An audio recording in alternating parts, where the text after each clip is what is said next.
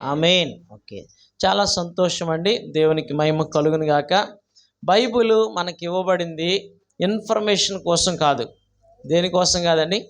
Information అంటే సమాచారం ఇవ్వడం కోసం దేవుడు మనకు బైబిల్ గ్రంథాన్ని ఇవ్వలేదు కానీ మనలను రూపాంతరం చెందడం కోసం, మనం రూపాంతరం చెందడం కోసం దేవుని వాక్యము ఇవ్వబడింది. ప్రియమైన దేవుడా, డిఎల్ మూడీ గారు అదే మాట చెప్పారనమాట.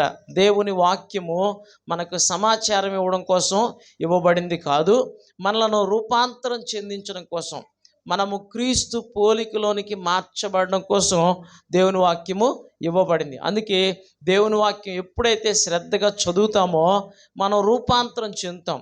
ఏం చెందుతామమ్మా? రూపాంతరం అనే పదం మనకి కొన్నిసార్లు అర్థం కాదు. అది అర్థం అవ్వాలంటే గొంగళ పురుగు చీతాకోక చిలుక సంగతి మనకు అర్థం అవ్వాలి. గొంగళ పురుగు ఎలా ఉంటుందో మనందరికీ తెలుసు, అవునా? నల్లటి బొచ్చేసుకుని చూడడానికి జుగుత్స్పాదంగా ఉంటుంది. ఎలా ఉంటుందని? జుగుత్స్పాదంగా అంటే అదొక పదం అనమాట. అంటే ఒళ్ళు జలతరించేస్తుంది. ఇలాగ మనం చూడగానే అదోలాగా అయిపోతాం అనమాట, అవునా? అది ఒకవేళ మన ఒంటి మీద ఇలా పాకింది అనుకోండి, ఇంకా ఘోరంగా ఉంటుంది, అవునా కాదండి? చూస్తేనే ఘోరం. ఒంటి మీద ఇలా పాకింది అనుకోండి, ఇంకేమైపోతామో చెప్పలేము అనమాట. అది చాలా బాధపడుతుంది. ఏంటి నేను ఇలాగ ఉన్నాను, నా బ్రతికేటి ఇలాగ ఉందని బాధపడి దుఃఖపడి అది ఒక షెల్ లోపల, అంటే ఒక ఆ యొక్క కోడిగుడ్డు పెంకు లాంటిది ఉంటుంది అనమాట. దానికి చుట్టూ ఆ లోపల పొదుగుతుంది. పొదిగి పొదిగి పొదిగి పొదిగి ఒక రోజుకి చీతాకోక చిలుకలాగా బయటకు వస్తుంది. హల్లెలూయా! అర్థమైందండి? గొంగళ పురుగే ఎలాగ మారింది? చీతాకోక చిలుకలా మారింది. ఈ మధ్యలో ఉన్న ప్రాసెసింగ్ అంతటిని రూపాంతరం చెందడం అంటారనమాట. సో ఇప్పుడు గొంగళ పురుగు ఎంత అందవిహీనంగా ఉంటుందో చీతాకోక చిలుక అంత అందంగా ఉంటుంది. ఎన్ని రంగులు ఉంటాయో, అవునా కదండి? అద్భుతంగా ఉంటుంది. దాన్ని రూపాంతరం అంటారన్నమాట. మనము కూడా గొంగళ పురుగు లాంటి బ్రతుకులు మనవి. ఎలాంటి బ్రతుకులండి? పాపంలో జీవిస్తున్నాం, శాపంలో జీవిస్తున్నాం. నాది ఒక బ్రతికేనా అని మనం అనుకున్న రోజులు ఎన్నో ఉన్నాయి. మన గురించి వీళ్ళది ఒక బ్రతికేనా అని మన గురించి ఎంతోమంది అనుకున్న రోజులు కూడా ఉంటాయి. కానీ దేవుని దగ్గరకు వచ్చాక, దేవుణ్ణి నమ్మాక మన బ్రతుకులు రూపాంతరం చెందుతాయి. ఏం చెందుతాయండి? రూపాంతరం చెందుతాయి. రూపాంతరం అనే పదం బైబిల్లో వ్రాయబడింది చాలాసార్లు. యేసు ప్రభువారు రూపాంతరం చెందారు. తాబోరు కొండ మీదకి వెళ్ళి ఆయన మామూలు మనిషిగా ఉన్నారు. అక్కడికి వెళ్ళాక రూపాంతరం చెందినప్పుడు ఆయన ముఖ ప్రకాశము మారిపోయింది, అవునా? వస్త్రములు తెల్లనివై దగదగా మెరిసాయి, అవునా కదండి? అలాగూ రూపాంతరం చెంది ఆయన తన దైవత్వాన్ని రుజువుపరుచుకున్నారు. శిష్యులు ముగ్గురు చూశారు. పేతురు, యోహాను, యాకోబులు ముగ్గురు చూశారన్నమాట. తర్వాత మరి పౌలు భక్తుడు మాట్లాడతాడు. రోమీలు రాసిన పత్రికలో 12వ అధ్యాయం 1వ వచనంలో చూస్తే, మీ మనస్సు మారి నూతన మొగుట వలన రూపాంతరము చెందండి. మనస్సు మారుతూ ఉంటే మనము రూపాంతరం చెందుతాం. క్రీస్తు పోలికలోనికి, క్రీస్తు స్వభావంలోనికి మనం మారుతూ ఉంటాం. ప్రియమైన దేవుడా, కాబట్టి దేవుని వాక్యం మనం వినాలి, చదవాలి, ధ్యానించాలి. ఈ దేవుని వాక్యంలో చాలా విషయాలు ఉన్నాయి, కానీ 4 విషయాలు, అవునా, ప్రాథమిక సూత్రాలు మనం ధ్యానించుకుందాం, అవునా? స్కూల్లో పిల్లలకి కొన్ని గోల్డెన్ రూల్స్ చెప్తారు. ఏ రూల్స్ చెప్తారు? గోల్డెన్ రూల్స్ చెప్పండి అంటే 3 విషయాలు చెప్తారు. థ్యాంక్ యూ అని, సారీ అని, ఎక్స్క్యూజ్ అని. ప్లీజ్, అవునా? ప్లీజ్ అంటే దయచేసి, అవునా? సారీ అంటే క్షమించండి. ఎవరన్నా ఏదన్నా మేలు చేస్తే థ్యాంక్ యూ అని. ఇవి మూడిటికి ఏం పేరంటే పిల్లల పుస్తకాల్లో గోల్డెన్ రూల్స్. ఏ రూల్స్ అండి? గోల్డెన్ రూల్స్ అంటే బంగారు సూత్రాలు. ఏ సూత్రాలు అవి? సూత్రాలు. సూత్రం తెలియకపోతే మనము ఏది సమస్యను పరిష్కరించలేము. ఫార్ములా అనొచ్చు, లేకపోతే లెక్కలు చేసే వాళ్ళని ఏమంటారండి? ఫార్ములా అంటారు. ఒక లెక్క మనం చేయాలంటే దానికి ముందు కొన్ని సూత్రాలు ఉంటాయి, కొన్ని ఫార్ములాలు ఉంటాయి, అవునా? తీసివేయడానికి, కలపడానికి, అవునా, ఆన్సర్ రావడానికి ఫార్ములాలు తెలియకపోతే ఆ లెక్క చేయలేం. కొన్ని టీచర్స్ పిల్లలకి మొదట ఫార్ములాస్ నేర్పించి తర్వాత, అవునా, లెక్కించి దానికి ఆన్సరు కనుగొనమంటారు. ఫార్ములా తెలియకపోతే లెక్కకి ఆన్సరు రాదు. ప్రియమైన దేవుడా, అలాగూ మనకు ఫార్ములా తెలియాలి, సూత్రాలు తెలియాలి. ఆ సూత్రాలు తెలియకపోతే మనము అవునా ముందుకు సాగలేం అనమాట. అలాగే ఆత్మీయ జీవితంలో కూడా ఆత్మీయంగా నువ్వు ఎదగాలనుకున్నా, ఆర్థికంగా ఎదగాలనుకున్నా, సమాధానంగా ఉండాలనుకున్నా, అవునా గౌరవంగా ఉండాలనుకున్నా కొన్ని సూత్రాలు బైబిల్లో ప్రభువు చెప్పారు. అవి సమాజం అంతా తెలియక పాటిస్తుంటారు, కొంత కొంత తెలియక పాటించరు. మనకు ప్రభువు తెలుసు, ప్రభువు చెప్పిన వాక్యం మనకు తెలుసు. ఆ సూత్రం కనుక మనం పాటించామనుకోండి, మనం ఏ విషయంలో సిగ్గుపడాల్సిన పరిస్థితి రాదు. హల్లెలూయా. బైబిల్ నుండి 4 విషయాలు చూసుకుని మనం ముగించుకుందాం. చిన్నమాట ప్రార్థన చేసుకుందాం. దయచేసి ఏకీవించండి. యేసయ్యా మీకు వందనాలు అయ్యా, మీరు మాట్లాడిన మాటలు ఇప్పటికీ నాయన అయ్యా సవరణ లేకుండా ఉన్నాయి ప్రభువా. ఎన్ని సంవత్సరాలైనా, ఎన్ని వేల సంవత్సరాలైనా, ఎన్ని తరాలైనా సరే నాయన ప్రభువా, అయ్యా ఎన్ని ప్రభుత్వాలు మారినా ప్రభువా, ఎంతమంది రాజులు నాయన వీటిని ప్రభువా మార్చాలని చూసినా కూడా మీరు ప్రభువా మాట్లాడిన మాట ప్రభువా, ఆకాశము భూమి నిలిచి ఉన్నంత వరకు నిలిచి ఉండునన్నారు.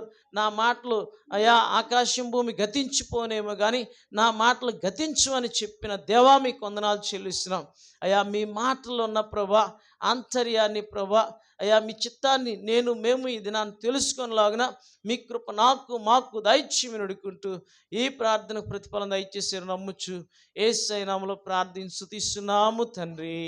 ఆమేన్ ఆమేన్. గట్టిగా ఆమేన్ ఆమేన్. ప్రియమైన దేవుని బిడ్డలారా, మత్తయి సువార్తలోనికి రండి. 6వ అధ్యాయం 33వ వచనంలో ఒక సూత్రం చూద్దాం, ఒక ఫార్ములా. మనము ఏంటండి అభివృద్ధి చెందాలంటే, ఆనందంగా ఉండాలంటే, సంతోషంగా ఉండాలంటే, దేవుని స్తుతించాలంటే మొట్టమొదట నాతో పాటు చెప్పండి 33వ వచనం. కాబట్టి మీరు ఆయన రాజ్యమును నీతిని మొదట వెదకుడి, అప్పుడవన్నీ మీకు అనుగ్రహింపబడును. యేసుప్రభువారు ఏ కాంటెక్స్ట్లో ఈ మాటలు చెప్పారంటే, ధనము సమకూర్చుకోవడం విషయంలో యేసయ్య ఈ మాటలు చెప్పారు. కొంతమంది ధనము సమకూర్చుకుంటూ దేవుణ్ణి పక్కన పెడుతున్నారు. ఎవరిని పక్కన పెడుతున్నారు? దేవుణ్ణి పక్కన పెడుతున్నారు. అర్థమైందండి? మనము దేవుని కొరకు దేన్ని పక్కన పెట్టినా పర్లేదు, కానీ దేని కొరకు దేవుణ్ణి పక్కన పెట్టకూడదు. అది గుర్తుపెట్టుకోండి. ఏం చెప్పాను? దేని కొరకు దేవుణ్ణి పక్కన పెట్టకూడదు. దేనికోసం అయినా, అర్థమైందండి, దేవుణ్ణి పక్కన పెట్టకూడదు, కానీ దేవుని కోసం దేన్నైనా పక్కన పెట్టచ్చు. అది మనకి నష్టం కాదు. హల్లెలూయా. అందుకని ప్రియమైన దేవుని బిడ్డలారా, మనము మొదట ఆయన నీతిని రాజ్యాన్ని వెతకాలి. ఎవరిని వెతకాలి? దేవుని నీతిని రాజ్యాన్ని వెతకాలి. అంతేగాని ధనము కోసం ప్రియమైన దేవుని పక్కన పెట్టకూడదు. అంటే ధనము ఉంటే మనకు మంచి వస్త్రాలు ఉంటాయి, మంచి భోజనం ఉంటుంది, మంచి పొజిషన్ ఉంటుంది. అవునా? రేపు పొద్దున ఒంట్లో బాగోకపోతే చక్కగా వెళ్ళి హాస్పిటల్లో చూపించుకోవచ్చు.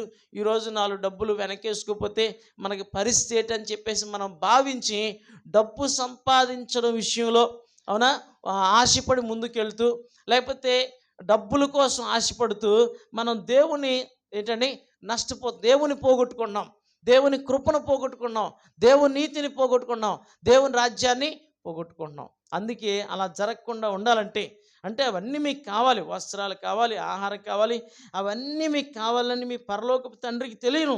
32వ వచనంలో ఏముంది? ఇవన్నీ మీకు కావాలని మీ పరలోకపు తండ్రికి తెలియను. మన అడగక మునిపే మన అక్కరేటో ప్రభువుకి తెలుసు. అర్థమైందండి? కానీ మనం చేయాల్సింది ఏంటంటే ఆయన నీతిని రాజ్యాన్ని మొదట వెతకాలి, అంతే.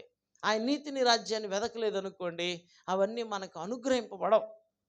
ఉండొచ్చు, పేరుకుంటాయి, అర్థమైందండి, దానివల్ల ప్రయోజనం ఏమీ లేదనమాట. అందుకే దినాన దేవుని రాజ్యాన్ని వెతకాలి. ఏం వెతకాలమ్మా? దేవుని రాజ్యాన్ని. దేవుని రాజ్యాన్ని వెతకడం అంటే ఎక్కడ వెతుకుతాం? విశాఖపట్నంలో వెతుకుతామా, లేకపోతే ఇండియాలో వెతుకుతామా? దేవుని రాజ్యాన్ని వెతకడం అంటే అర్థం ఏంటంటే ఆయన అధికారం కిందకి రావాలి. దేని కిందకి రావాలి? దేవుని అధికారం కిందకి రావాలి. దేవుని రాజ్యాన్ని వెతకడం అంటే మనం ఎక్కడ వెతకలేం. ప్రభా నీ అధికారానికి నేను లోబడుతున్నాను ప్రభా, మీ చిత్తానికి నేను లోబడుతున్నాను ప్రభా అని ఆయనకు లోబడ్డమే ఆయన అధికారం కిందకి రావడం. హల్లెలూయా. ఆయన రాజ్యమును వెతకడం అంటే అది. అర్థమైందండి? ఆయన రాజ్యమును వెతకడం అంటే ఆయన అధికారం కిందకి రావడం. కానీ మనం దేవుని అధికారం కిందకి వచ్చే తక్కువైపోయింది ప్రియమైన దేవునిలో. అందుకే దేవుని రాజ్యమును, దేవుని నీతిని మొదట వెతకాలి. దేవుని నీతి ఈ లోక సంబంధ నీతి కాదు, అది పరలోక సంబంధమైంది. ఆయన నీతి మన నీతి కంటే, అవునా, లోక నీతి కంటే గొప్పది. దేవుడు న్యాయవంతుడు, అదే సమయంలో నీతిమంతుడు. అవునా, న్యాయవంతుడు అంటే అర్థం ఏంటి? న్యాయం అంతే. నేను నీకు 100 రూపాయలు ఇచ్చాను, మళ్ళీ తిరిగి 100 రూపాయలు రిటర్న్ ఇవ్వాలి, అది న్యాయం అనమాట. అవునా, తేడా వస్తే కోర్టులో వేసుకోవచ్చు. అర్థమైందండి. కానీ నీతి ఏంటంటే, ప్రభా నేను తీసుకున్నాను కానీ ఇవ్వలేకపోతున్నాను, నన్ను క్షమించు ప్రభా అని అంటే ప్రభు మన పాపం క్షమిస్తాడు. అందుకే ఆయన నీతిమంతుడు. హల్లెలూయా. ఆయన నీతిమంతుడు. ఆయన ఎవరమ్మా? న్యాయంగా వెళ్ళున్నట్టయితే మనకి ఎన్నోసార్లు శిక్ష పడాలి, కానీ ఆయన న్యాయంగా వెళ్ళలేదు, నీతిగా వ్యవహరించాడు మన పట్ల. అందుకే మనం క్షమాపణ పొందాం. ఏం పొందామమ్మా? క్షమాపణ పొందాం. రోమీయులు రాసిన పత్రిక చదివితే మనకి ఈ విషయాలు, నీతి గురించి అర్థమవుతుంది. దేవుడు మన పట్ల ఎంత నీతిని కనబరిచాడో మనకి అర్థమవుతుంది. కాబట్టి ప్రియమైన దేవునులారా, మొదట ఏం చేయాలండి? ఆయన నీతిని, రాజ్యమును వెతకాలి. తర్వాత మిగిలినవి అవే వచ్చేస్తాయి. ఇవి వెతికితే దేవుడు వాటిని అనుగ్రహిస్తాడు. సూత్రం ఏంటంటే, నీవు అవి కావాలని వాటి వెనక వెళ్ళావు అనుకోండి, ఇవి దూరం అయిపోతాయి. ఇవి కావాలని వీటి వెంబడి వెళ్ళావు అనుకోండి, అవి నిన్ను వెతుక్కుంటూ వస్తాయి. హల్లెలూయా. అర్థమైందండి. ఏం చేస్తే బెటర్ చెప్పండి? వాటి వెనకాల వెళ్ళి దేవుణ్ణి, దేవుని రాజ్యాన్ని, దేవుని నీతిని పోగొట్టుకోవడం మంచిదా? దేవుని రాజ్యమును వెతుకుతూ, దేవుని నీతిని వెతుకుతూ, దేవుణ్ణి వెంబడిస్తూ ముందుకు వెళ్ళి వాటిని సంపాదించుకోవడం మంచిదా? చెప్పండి. అవునా? అందుకే మొదట ఆయన నీతిని, రాజ్యమును వెతకమని దేవుని వాక్యం సెలవిస్తుంది. ఒకవేళ ఉన్నాయా, అవునా, సంతోషించండి, స్తుతించండి. లేవా, బాధపడకండి. మొదట ఆయన నీతిని, రాజ్యాన్ని వెతకండి. అంతే. ప్రార్థన చేసుకోండి, వాక్యం చదవండి, ఆయన అధికారం కిందకి లోబడండి, తెలిసిన దాంట్లో నమ్మకంగా జీవించండి. ఆ తర్వాత దేవుడు సమృద్ధినిస్తాడు. హల్లెలూయా. ప్రతి అవసరము తీరుస్తాడు ప్రియమైన దేవుళ్ళ. కాబట్టి దినాన మనం ఆ విషయాన్ని కొన్నిసార్లు అనుకుంటాము, మనకు చాలామందికి అన్నీ ఉన్నాయి అనుకుంటాం, కానీ అన్నీ ఉంటాయి కానీ అనుభవించడం కూడా వాళ్ళకి రాదు. వచ్చండి, చాలామందికి లోకంలో చూస్తుంటాం, వాళ్ళకి లేదంటూ ఏమీ లేదు, కానీ అనుభవించడం రాదు ప్రియమైన దేవుడు. మనకు ఉండేది తక్కువ, అనుభవించేది ఎక్కువ. హల్లెలూయా. తక్కువనే ఎక్కువ అనుభవిస్తాం, వాళ్ళకి ఎక్కువ ఉంటుంది కానీ అనుభవించడం రాని పరిస్థితి అనమాట. సో అలాంటి పరిస్థితుల్లో చాలామంది ఉంటున్నారు. మనమైతే ఉన్న దాంట్లో తృప్తి చెంది కృతజ్ఞత కలిగి ఉండడం నేర్చుకోవాలి. అది మనకు ఆశీర్వాదం. తర్వాత ఇంకో మాట చూడండి, ఇదే మత్తయి సువార్త 7వ అధ్యాయము 12వ వచనం చూడండి. 12వ వచనంలో ఒక మాట ఉంటుంది, నాతో పాటు చెప్పండి. మనుష్యులు మీకు ఏమి చేయవలనని మీరు కోరుదురో అలాగునని మీరును వారికి చేయుడి. ఇది ధర్మశాస్త్రమును ప్రవక్తల ఉపదేశమునై ఉన్నది. హల్లెలూయా. ప్రవక్తలు, ధర్మశాస్త్రము ఏం చెప్తుందంటే, మనుషులు మీకు ఏమి చేయాలని మీరు కోరుతారో అది మీరు వారికి చేయండి. నువ్వు ఎదుటి వాళ్ళ దగ్గర నుంచి, అదే మనం ఒక మాట అంటాం, అవునా, గివ్ రెస్పెక్ట్, టేక్ రెస్పెక్ట్ అన్నట్టు. అవునా కదండి? అవునా? ముందు నువ్వు అలా ఉండు. నువ్వు అవతల వారిని ప్రేమించు, అవతల వారిని క్షమించు, అవతల వారిని గౌరవించు. అర్థందని నువ్వు వాళ్ళ దగ్గర నుంచి ఆశిస్తావు. మనం ఆశిస్తున్నాం కానీ మనం చేయలేకపోతున్నాం. మనం ఏం చేయలేకపోతున్నాం. మొదట నువ్వు చెయ్యి. వాళ్ళ దగ్గర నుంచి నువ్వు ఏది ఆశిస్తున్నావో అది నువ్వు వాళ్ళకి చెయ్యి. అప్పుడు వాళ్ళ దగ్గర నుంచి డబల్ వచ్చేస్తాయి. హల్లెలూయా. అర్థమైందండి. మనం చెయ్యం, ఆశిస్తున్నాం. ఏం చేస్తున్నామండి? ప్రేమను ఆశిస్తాం, గౌరవం ఆశిస్తాం, మర్యాద ఆశిస్తాం, లేకపోతే ఘనతను ఆశిస్తూ ఉంటాం. కానీ మనం అది ఎప్పుడు చెయ్యం. చాలా విషయాల్లో, భార్యాభర్తల విషయాల్లో కావచ్చు, అన్నదమ్ముల విషయాల్లో కావచ్చు, ఏమన్నా ఇరుగు పొరుగు వారి విషయంలో కావచ్చు, మనమే మొదట, అవునా, ఆయన పలకరించాలని మనం చూస్తాం. అవునా, మనం పలకరించాలని ఆయన చూస్తాడు. అవునా కానీ మరి దేవుని బిడ్డలుగా మనమే పలకరిస్తే తప్పేటి? అవునా, మనం గౌరవిస్తే తప్పేటి? అవునా, మనమేం తగ్గిపోం. అర్థమని కొన్నిసార్లు ఎదుటి వారిని గౌరవించిన అంత మాత్రాన మనం తగ్గిపోం, కానీ అవునా, గౌరవించకపోతేనే తగ్గిపోతాం. అర్థమవుతుందండి. అందుకని దినాన మనుష్యులు మీకు ఏమి చేయాలని మీరు కోరుతారో అలాగే మీరు వారికి చెయ్యండి.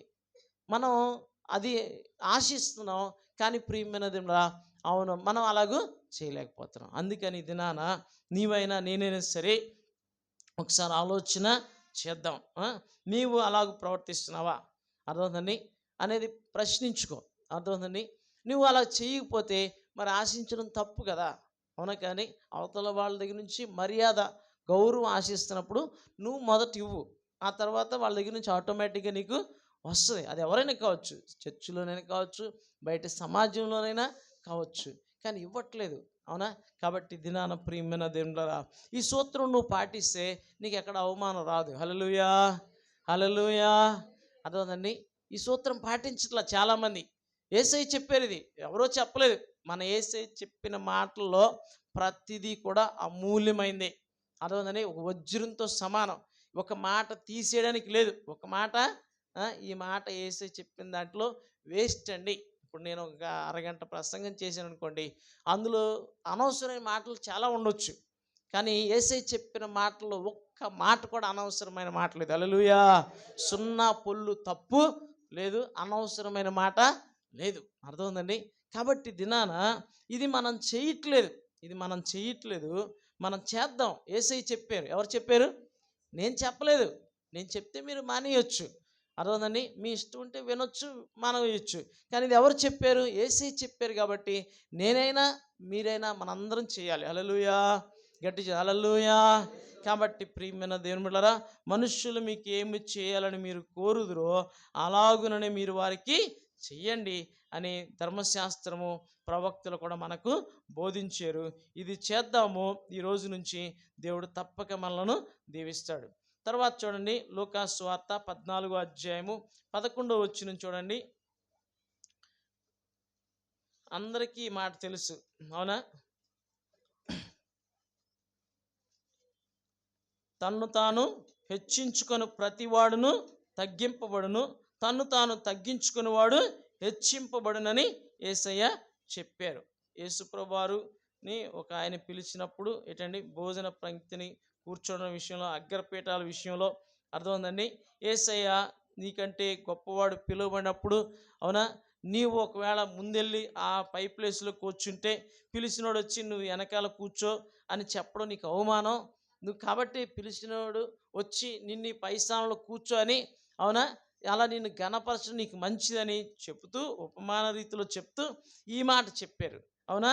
తన్ను తాను హెచ్చించుకొని ప్రతివాడు తగ్గింపడతాడు, తను తాను తగ్గించుకునేవాడు హెచ్చింపడతాడు. మనము నిజంగా తగ్గించుకుని ఉండడం వలన వచ్చే నష్టమేమీ లేదు. మనల్ని ఎవరు గౌరవించినా గౌరవించకపోయినా, ప్రేమించినా ప్రేమించకపోయినా, తగ్గించుకుని ఉండడం వల్ల ప్రియమైన దేవుడు హెచ్చిస్తాడు. ఎవరు హెచ్చిస్తారండి? మనము దేవుని బలిష్టమైన చేతి కింద దీన మనస్కులుగా తగ్గించుకుని ఉండాలి. కొన్నిసార్లు ప్రియమైన అవమానం రావచ్చు, నింద రావచ్చు, బాధ రావచ్చు. తగ్గించుకున్నంత మాత్రాన వచ్చే నష్టమేమీ లేదు. ప్రియమైన దేవుడా, ఎంత తగ్గించుకుంటామో అంతగా హెచ్చించబడతాం. హల్లెలూయా. మనల్ని హెచ్చించే దేవుడు, అవునా? హెచ్చైనను లేకపోతే ఘనతైనను, అవునా, మనుషుల వల్ల కలగదు. మనుషులు హెచ్చించినంత మాత్రాన మనం గొప్పవాళ్ళం అయిపోం, మనుషులు తగ్గించినంత మాత్రాన మనం తగ్గిపోం. అర్థం. దేవుడు తగ్గిస్తేనే మనం తగ్గించబడతాం, దేవుడు హెచ్చిస్తేనే మనం హెచ్చించబడతాం. హల్లెలూయా. అందుకని ప్రియమైన దేవుడా, నిన్నెవరు తగ్గించలేరు, నిన్నెవరు హెచ్చించలేరు. అర్థమైందండి. దేవుడే హెచ్చించాలి, దేవుడే తగ్గించాలి, అవునా? తూర్పు నుండి అయినను పడమరు నుండి అయినను హెచ్చు కలగదు. ఒకరిని హెచ్చించువారును ఒకరిని తగ్గించువాడు ఆయనే. ప్రియమైన దేవుడా, దేవుని దృష్టికి నువ్వు తగ్గించుకో. ఎవరి దృష్టికి అండి? దేవుని దృష్టికి తగ్గించుకో. దేవుడు చెప్పాడు తగ్గించుకోమన్నాడు, సరే ఈ మాట పడదాం, అవునా, అంటే అన్నారులే అని మళ్ళీ, అవునా, మనం అనకుండా తగ్గించుకుని ఉన్నాం అనుకోండి, దేవుడు మనల్ని హెచ్చిస్తాడు. హల్లెలూయా. గట్టి హల్లెలూయా. విలియం కేరీ అనే భక్తుడు, ఇందాక పాస్టర్ గారు కూడా మెన్షన్ చేసినట్టున్నారు, అవునా? ఆయన చాలా గొప్ప సేవ చేశాడు. ఒక సన్మాన సభలో ఏంటండి, ఆయన్ని స్టేజ్ మీద పిలిచినప్పుడు ఒక ఆయన ఏం చేశారంటే, వాళ్ళు చెప్పులు షాపు అమ్ముకునే ఆయన మన భారతదేశానికి వచ్చి ఇలాగ సేవ చేస్తున్నాడు అని చెప్పేసి అలాగ ఇంట్రడ్యూస్ చేస్తున్నాడు. ఆయన ఏం చేస్తున్నాడండి? ఇంట్రడ్యూస్ అంటే చెప్పులు కుట్టుకోవడం లేకపోతే చెప్పులు అమ్ముకోవడం ఒక తక్కువ ఏంటండి వ్యాపారం లాగా, ఆయన ఏదో తక్కువలాగా అమెరికా దేశంలో అర్థమైందండి. ఆయన చెప్పులు అమ్ముకునేవాడు కాదు, రోడ్డు మీద చెప్పులు కుట్టుకునేవాడు అనమాట. చెప్పులు కుట్టుకునే వ్యక్తి. బైబిల్ ఒక పక్క, బా ప్రపంచ మ్యాప్ ఒక పక్క, రెండు పక్కన పక్కన పెట్టుకుని రోజు దేవునికి ప్రార్థన చేసేవాడు. దేవుడు ఆయన్ని హెచ్చించాడు, అర్థమైందండి. భారం ఇచ్చాడు, అవునా. భారతదేశానికి వచ్చాడు, అర్థమైందండి. వచ్చి, అవునా, బెంగాల్ నేర్చుకున్నాడు. బెంగాలు షిప్లో ఉన్నప్పుడే నేర్చుకున్నాడు. షిప్లో షోర్లో దిగుతున్నప్పుడే బెంగాల్ మాట్లాడాడు. తర్వాత 40 భాషల్లోనికి బైబిల్ని తర్జుమా చేశాడు, అర్థమవుతుందండి. ఆయన్ని ఎంత చీప్గా మాట్లాడితే అప్పుడు విలియం కేరీ గారు వచ్చి, మాది చెప్పులు అమ్ముకునే షాప్ కాదండి, నేను చెప్పులు కుట్టుకునే వ్యక్తిని రోడ్డు మీద అని చెప్పేసి తను తానే తగ్గించుకున్నాడు. హల్లెలూయా. నిజమే, ఆయన వాస్తవమైన చెప్పులు కుట్టుకునే వ్యక్తి. కానీ ఇప్పుడు ఏంటండి, సెరంపూర్లో ఒక పెద్ద యూనివర్సిటీ ఉంది ఆయన పేరు మీద. ఇప్పటికి వెళ్ళండి, అవునా. నిన్న మొన్న కూడా వీడియోలో ఒక ఆయన అక్కడికి మీరు చూసి ఉండరు, గాస్పల్ వే అని ఒక ఆయన ఊరు దేశం అంతా తిరుగుతుంటాడు కారు మీద. ఆయన వెళ్ళి పెట్టాడు ప్రియమైన దేవుళ్ళ. సో అలాగూ విలియం కేరీ గారిది ఉంది. పాస్టర్ గారు కూడా ఎండి ఆ విలియం కేరీ సెరంపురం యూనివర్సిటీకి సంబంధించిన సర్టిఫికేట్లోనే చదివారు, ఎండి కంప్లీట్ చేశారు, అర్థమవుతుందా.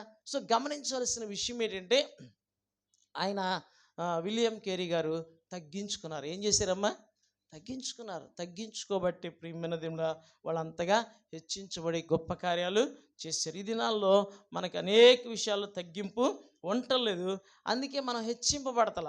ఉద్యోగంలో కావచ్చు, వ్యాపారంలో కావచ్చు, అర్థమవుతుంది. నేను ఎందుకు తగ్గాలి అనే ధోరణే ఉంటుంది తప్ప, అవునా, దేవుని వాక్యాన్ని తగ్గట్టుగా తగ్గు, అంతకంటే ఎక్కువ అవసరం లేదు, అర్థమవుతుందండి. దేవుని వాక్యం నిన్ను ఏ విషయంలో తగ్గి ఉండమంటుందో ఆ విషయంలో తగ్గిండు, అవునా. ఆ విషయంలో నువ్వు తగ్గితే దేవుని గనపరిచినట్లు, దేవుని వాక్యాన్ని గనపరిచినట్లు అక్కడ తగ్గం. కాబట్టి అందుకే మనం హెచ్చింపబడతలేదు. కాబట్టి దినాన ఇదొక ఫార్ములా, ఇదొక సూత్రం పాటిద్దాం. ఏంటండి, అవునా, లోకస్తులు తెలియకుండా ఈ విషయం పాటిస్తున్నారు, అవునా. ముందు 2 విషయాలు ఏంటండి, మనుషులు మీకు ఏమి చేయాలని మీరు కోరుదురో అది మీరు వారికి చెయ్యండి అని మనుషులు కొంతమంది తెలియక దాన్ని పాటిస్తున్నారు. దాని ఫలం వాళ్ళు పొందుతున్నారు, తెలియచేసిన దాని ఫలం పొందుతున్నారు, అర్థమని. ఇది కూడా తెలియక కొంతమంది, అంటే ధర్మం, అవునా, సమాజంలో అందరికీ తెలిసింది. యేసయ్య చెప్పిందే లోకమంతా ప్రచారమైంది, కానీ ఇది యేసయ్య చెప్పారన్న సంగతి తెలియదు. లోకంలో చాలామంది బైబిల్ ఉన్నవే చెప్తారు. నాకు కొన్ని వీడియోస్ వస్తుంటాయి, ఆ వీడియోస్ నేను చూస్తాను. చూడగానే ఈ మాట మొదట ప్రభు చెప్పారని రెఫరెన్స్ పంపించేసాను అనమాట. వాళ్ళు అక్కడి నుంచి ఎస్ అన్నట్టుగా లైక్ కొట్టి పంపించారు. సో వాళ్ళు చెప్పింది రైటే, వాళ్ళు ఏంటంటే వాళ్ళకి తెలిసినట్టుగా చెప్తున్నారు. కానీ ఇది ప్రభు చెప్పారు. ఎవరు చెప్పారు? మొదట ప్రభు చెప్పారు. ఇదిగో బైబిల్ ఎలాగో ఉందని 4-5 విషయాలు నేను వాక్యాలు పంపించాను అనమాట. ప్రతిదానికి వాళ్ళు ఓకే అన్నట్టుగా. వాళ్ళు హిందువులే, వాళ్ళు వీడియోస్ చేసుకుంటున్నారు, డబ్బులు సంపాదించుకోవడం కోసమే వాళ్ళు చేస్తున్నారు. సమాజానికి నీతి ధర్మం బోధిస్తున్నట్టుగా చెప్తున్నారు. మంచిదే, చేసుకోవచ్చు. కానీ వాళ్ళు తెలియక చేస్తున్నారు. ఎవరో చెప్పింది విని చేస్తున్నారు, కానీ ఇది ప్రభు చెప్పారన్న సంగతి వాళ్ళకి తెలియదు. అలాగని ఇవన్నీ పాటించడం వలన రక్షణ రాదు, మోక్షం రాదు. గుర్తుపెట్టుకోండి. వాళ్ళు ఎంత నీతిగా ఉన్నా, ఎంత ఎలాంటి సూత్రాలు పాటించినా, అవునా, రక్షణకి దీనికి సంబంధం లేదు. ఓకే, మంచిది, ఇవన్నీ పాటించడాన్ని బట్టి మేలు, సమాజంలో నెమ్మది సమాధానం కలిగి జీవిస్తాం, దేవుడు హెచ్చిస్తాడు. కానీ రక్షణ కావాలంటే ఖచ్చితంగా యేసు శిలువ బలియాగమందు విశ్వాసం ఉంచి ఆయనే ప్రభు అని ఒప్పుకొని, నేను పాపంలో ఉన్నాను, నాలో పాపం ఉందని గ్రహించి పాపమును ఒప్పుకుని విడిచిపెట్టి మారు మనసు పొంది బాప్తిసం తీసుకున్నప్పుడే రక్షణ పొందుతాం. హల్లెలూయా. రక్షణ వేరు, అది యేసయ్యను పర్సనల్గా యాక్సెప్ట్ చేయడం బట్టి వస్తుంది. ఇలాంటి సూత్రాలు బోల్డ్, అవునా, బైబిల్లో నుండి ఇతరులు చెప్పుకోవచ్చు, లేకపోతే ఇతరుల ద్వారా ఇంకోళ్ళు తెలియవచ్చు. అది దేవుడే ప్రభువే చెప్పారని బైబిల్ చెప్పిందన్న సంగతి వాళ్ళకి తెలియకపోవచ్చు. వాళ్ళ మనస్సాక్షిని బట్టి వాళ్ళు నడుచుకోవచ్చు, దాన్ని బట్టి వాళ్ళకి దీవెన వస్తుంది, కాదని నేను అంటలేదు. కానీ రక్షణకి దీనికి ముడిపెట్టడానికి మాత్రం ఛాన్స్ లేదు. రక్షణ కావాలంటే యేసే ప్రభు అని, ఆయన నా కోసం చనిపోయారని, మృతుల్లోని తిరిగి లేచారని హృదయమందు విశ్వసించి నోటితో ఒప్పుకొని బాప్తిసం తీసుకుని రక్షణ పొందాలి. హల్లెలూయా. హల్లెలూయా. అప్పుడే రక్షణ పొందుతాం. కాబట్టి దినాన ఆత్మీయ జీవితంలో ప్రభు తగ్గించుకున్నట్టుగా మనం చూస్తున్నాం. ఆయన తగ్గించుకోబట్టే, ఆయన ఎంత తగ్గించుకున్నారు? అవునా, అత్యున్నతమైన సింహాసనం మీద నుండి, అవునా, భూమి మీదకి తగ్గించుకుని వచ్చారు. అర్థమైందండి. కొన్నిసార్లు కొంతమంది విదేశాల నుంచి వచ్చిన ఏంటండి స్పీకర్లు మాట్లాడతారు. మీరందరూ ఎక్కడి నుంచి వచ్చారు? 20-30 కిలోమీటర్ల నుంచి వచ్చారు. నేను 7,000 కిలోమీటర్ల నుంచి మీకు వాక్యం చెప్పడానికి వచ్చానంటారు. అవునా? మనం 20-30 కిలోమీటర్ల నుంచి వాక్యం వినడానికి వచ్చాం. ఆయన వాక్యం చెప్పడానికి 7,000 కిలోమీటర్ల నుంచి, అంటే చాలా దూరం నుండి వచ్చారు. అలాగూ మాట్లాడుతుంటారు. అవును, నిజమే చాలా. మరి యేసయ్య ఇంకెంత దూరం నుంచి వచ్చాడు. హల్లెలూయా. అర్థమైందండి. ఎక్కడి నుంచి వచ్చారు? పరలోకము నుండి వచ్చారు. దేవుడయ్యుండి, దేవుని కుమారుడిగా, దేవుని కుమారుడయ్యుండి, దేవదూతగా, దేవదూత అల్లపోయి, అవునా, మనుష్యుడిగా భూమి మీదకి వచ్చాడు. హల్లెలూయా. సో అలాగూ అన్ని విధాలుగా ప్రభు తగ్గించుకుని, అనేక దశలుగా తగ్గించుకుని ఈ లోకానికి వచ్చారు. ఆయనలాగా ఎవ్వరూ తగ్గించుకోలేదు. సిలువ మరణం పొందినంతగా తగ్గించుకున్నాడు. మనం చదువుతాం ఫిలిప్పీయులకు రాసిన పత్రికలో 2వ అధ్యాయంలో. సో అందుకని నీవు కూడా తగ్గించుకోవాలి. ఏం చేయాలమ్మా? తగ్గించుకోవాలి, అంతే. అవునా? కొన్నిసార్లు తగ్గించుకోవాలి, అంతే. అన్ని విషయాల్లో, కుటుంబ వ్యవస్థలో కావచ్చు, సమాజంలో కావచ్చు. అవునా? కొన్నిసార్లు తగ్గినంత మాత్రాన మనమేమి నష్టపోము, అవమానం పడము. ఆ విషయం జ్ఞాపకం చేసుకోండి. అవునా? తగ్గించుకోవాల్సిన దగ్గర తగ్గించుకోండి, హెచ్చించాల్సిన దగ్గర దేవుడే హెచ్చించి నడిపిస్తాడు. మంచిది. ఇంకోటి చూసుకుని మనం ముగించుకుందాం. 1 సమూయేలు గ్రంథంలోనికి రండి. 2వ అధ్యాయం 30వ వచనం నాతో పాటు చెప్పండి. 1 సమూయేలు 2వ అధ్యాయం 30వ వచనం నాతో పాటు చెప్పండి. యెహోవా వాక్కు ఏదనగా, నన్ను ఘనపరచు వారిని నేను ఘనపరచుదును, నన్ను తృణీకరించువారు తృణీకారముందుదురు. అర్థమవుతుందండి. దేవుడు ఈ మాట ఏ సందర్భంలో చెప్పారంటే, ఏలి కుమారులు దేవుణ్ణి తృణీకరించారు. ఎవరిని తృణీకరించారండి? దేవుణ్ణి తృణీకరించారు. అప్పుడు దేవుడు చెప్తున్న మాట, నన్ను ఘనపరచు వారిని నేను ఘనపరుస్తాను, నన్ను తృణీకరించు వారిని నేను తృణీకరిస్తానని చెప్పలా. అక్కడ ఆ మాట అండర్లైన్ చేసుకోవాలి. దేవుడు తృణీకరించడం, మనమే తృణీకరింపబడతాం.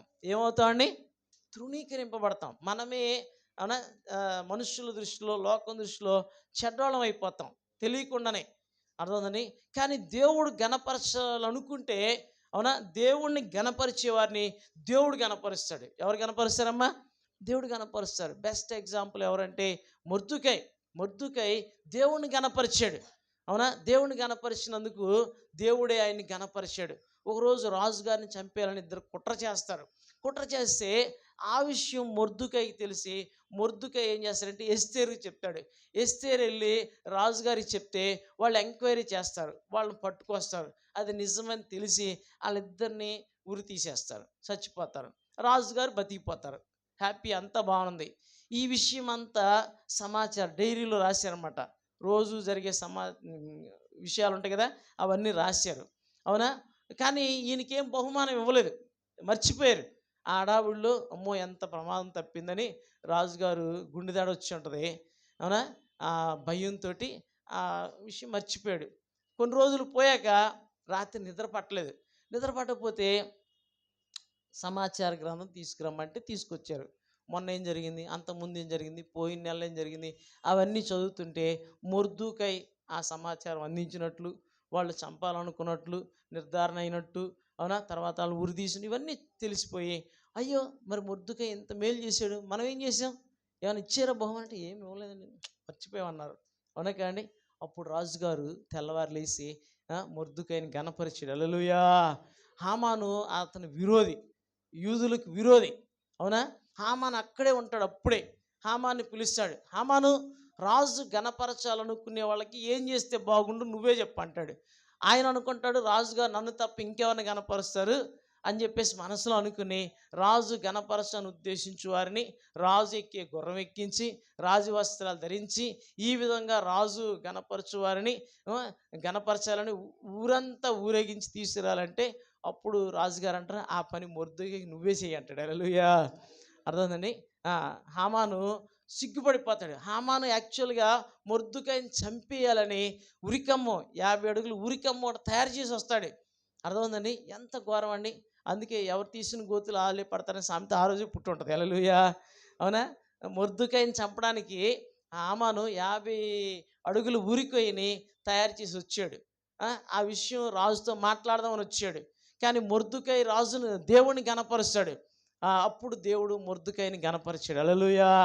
ఏం చేయలేవు. అందుకే నన్ను గనపరచు వారిని నేను గనపరుస్తాను. దావీదు దేవుణ్ణి గనపరిచాడు. మొర్దుకై దేవుణ్ణి గనపరిచాడు. షడ్రక్ మేషక్ అబేద్నెగోలు అన్యుల దేశంలో దేవుణ్ణి గనపరిచారు. దానియేలు దేవుణ్ణి గనపరిచారు. భక్తులు అనేక మంది దేవుణ్ణి గనపరిచారు. అందుకే దేవుడు వారిని గనపరిచాడు. హల్లెలూయా. హల్లెలూయా. మనం ఎప్పుడైనా దేవుణ్ణి గనపరిచామా? ఇక్కడికి వచ్చి పాటలు పాడడం గొప్ప కాదు. అర్థమైందండి? ఇక్కడ నిలబడి పాటలు పాడడం గొప్ప కాదు, కానీ దేవుని గనపరుస్తూ ఏమైనా చెప్పామా, ఏమైనా మాట్లాడామా, అది గొప్ప. అర్థమైందండి? నా దేవుడు నన్ను రక్షించడానికి సమర్థుడు, నా దేవుడు నాకు మేలు చేస్తాడు అని చెప్పగలిగి దేవుణ్ణి ఏమన్నా అన్యుల దగ్గర, దేవుని ఎరుగని వారి దగ్గర దేవుని గణపరచగలిగితే అది గొప్ప విషయం. హల్లెలూయా. అయితే నన్ను గణపరచువారు నేను గణపరుస్తాను, నన్ను తృణీకరించువారు, దేవుణ్ణి తృణీకరించేవారిని దేవుడు పని బట్టి, ఆయనకేం పని లేదేటి. అందుకే మదర్ తెరీసా అన్నారు, నన్ను అవునా ద్వేషించేవారిని వాళ్ళని ద్వేషించాలన్నది టైం లేదు అందవిడ. ఏం లేదట, టైం లేదట.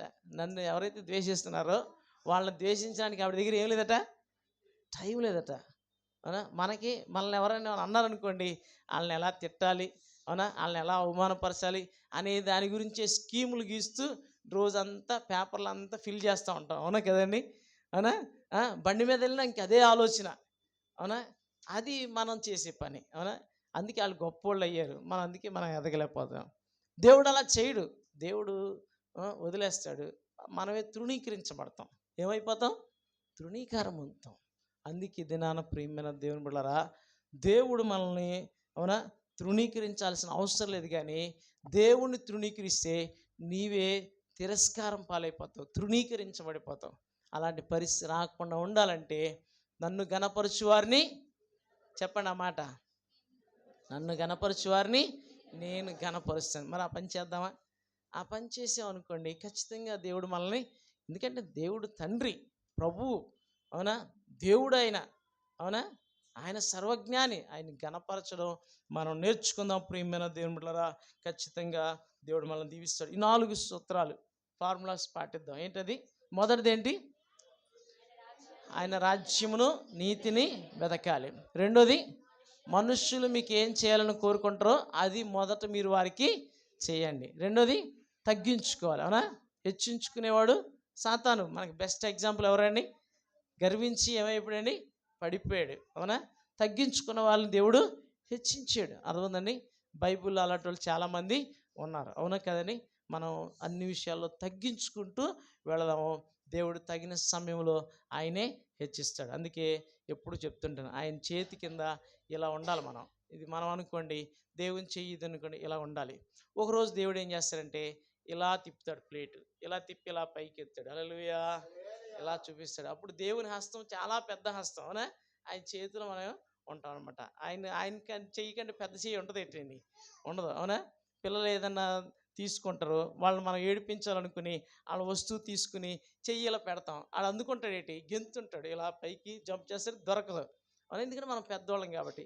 దేవుడు చాలా పెద్దోడు. హల్లెలూయా. ఆయన చెయ్యి చాలా పెద్దదనమాట. అందుకే ఆయన చేతి కింద దీన మనసుకులు అయి ఉంటే ఒకరోజు ఇలా తీస్తాడు. హల్లెలూయా. ఇలా పెడతాడు. అప్పుడు ఎవరికి అందనంత ఎత్తులో ఉంటాం. అందుకే మనం ఏం చేయాలంటే దేవుని చేతి కింద ఉంటే దేవుడు మనల్ని హెచ్చిస్తాడు. ఎంత హెచ్చిస్తాడంటే ఎవరికి కనిపించినంత ఎత్తులో తీసుకెళ్తాడు. హల్లెలూయా. అర్థమవుతుందండి? అంత హెచ్చిస్తాడు. అందుకే తగ్గించుకొని ఉండాలి. అవునా? మనం యవనస్తులమైన, వృద్ధులమైన, బ్రదర్స్ అయినా, సిస్టర్స్ అయినా సరే తగ్గించుకుని ఉండాలి. నాలుగోది ఏంటి? నన్ను గణపరచు వారిని నేను గణపరుస్తాను. అర్థమైందండి? సో ఎవరిని గణపరచాలి? మనం దేవుని గణపరచాలి. దేవుణ్ణి తృణీకరిస్తే ఏ విషయంలో దేవుణ్ణి తృణీకరిస్తున్నామో అది కూడా మనం పరిశీలన చేసుకుందాం. అవునా? ప్రభువా అని క్షమాపణ కోరుకుని ఇక్కడి నుంచి వెళదాం. ఈ 4 వాక్యాలు మీరు చెప్పారు ప్రభువా, ఈ 4 నాయన నేర్చుకుని ప్రభువా ప్రతి దాంట్లో అప్లై చేయండి. సంసార జీవితంలో కావచ్చు, ఉద్యోగ జీవితంలో కావచ్చు, వ్యాపార జీవితంలో కావచ్చు, సేవా జీవితంలో కావచ్చు.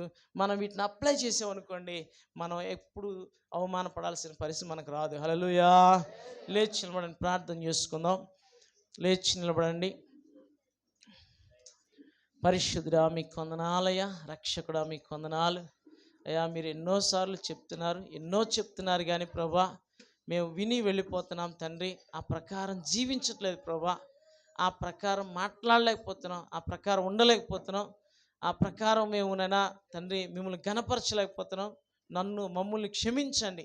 మీ రక్తం మరొకసారి కడగండి. ఈ రోజు నుంచి ఇది మొదలుకొని ప్రభా, ఈ 4 సూత్రాలు బాగా నేర్చుకుని ప్రభా, ఈ 4 సత్యాలు ప్రభా, మీ మాటలు ప్రభా నేర్చుకుని ప్రభా, అయ్యా చిలకలా పలకడం కాదు కానీ ప్రభా, మీలా ప్రవర్తించడం మాకు నేర్పించండి ప్రభా. మీరే మహిమ పొందండి తండ్రి. సంఘమంతటిని దీవించి మహిమ పొందండి. ఏ ప్రార్థన అంగీకరించి నమ్ముచు యేసయ్య నామములో ప్రార్థించి స్తుతిస్తున్నాము తండ్రి. ఆమేన్, ఆమేన్, ఆమేన్. ప్రార్థన చేసుకు